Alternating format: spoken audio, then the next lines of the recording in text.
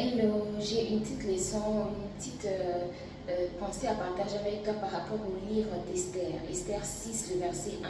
Tu peux lire jusqu'à la fin si tu veux.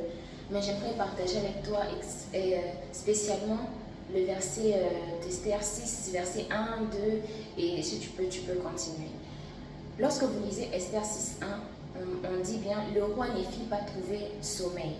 Pourquoi? Parce que Mardochée l'avait une fois sauvé d'un coup d'État, je ne dirais pas un coup d'État, mais un coup qui allait lui être fatal. On allait le tuer par ses travailleurs. Ils avaient prévu que non, les rois les énervaient tellement, les exaspéraient tellement qu'on va carrément l'empoisonner, il va mourir.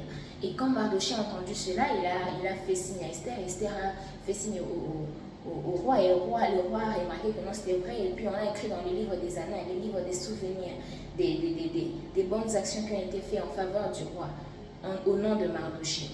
Alors j'aimerais te dire quelque chose. Lorsque tu lis ça, tu vas découvrir que c'était justement au moment où Aman voulait faire du mal à Mardochée que le Seigneur a même ôté le sommeil du roi, justement pour que le roi se souvienne du bienfait de Mardochée. Il y a des choses où dans la vie, je ne sais pas comment est-ce que vous les voyez, mais Dieu fait des miracles. Dieu est réel et Dieu est vrai.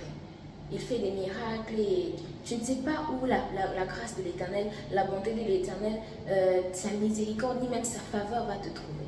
Alors fais toujours le bien.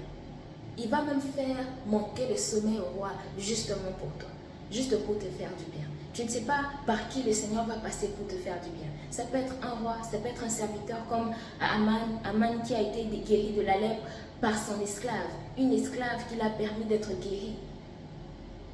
Le Seigneur peut te faire du bien d'une certaine manière, il peut te surprendre à n'importe quel moment. Justement, il te surprend toujours là où on veut te faire du mal, là où on veut mettre fin à ta vie, te détruire, te couper en mille morceaux. Et imaginez, en ce moment-là, Aman se préparait à aller pendre Mardochée. C'est exactement à ce moment-là que le roi, c'est cette nuit-là que le roi a manqué le sommeil, et le matin, très tôt matin, il a appelé Aman. Il a dit qui est dans la cour? C'est Aman, exactement la même personne qui allait lui faire du mal. Craignons le Seigneur, faisons le bien. Quand on dit que non, voilà, quand le Seigneur fait le bien, parfois on se dit ah c'est pas grave, ça fait rien, et de toute façon, toujours des excuses et des trucs du genre ah mais même si je vole là, même si je fais ci, ça fait quoi, ça va passer, Dieu va pardonner.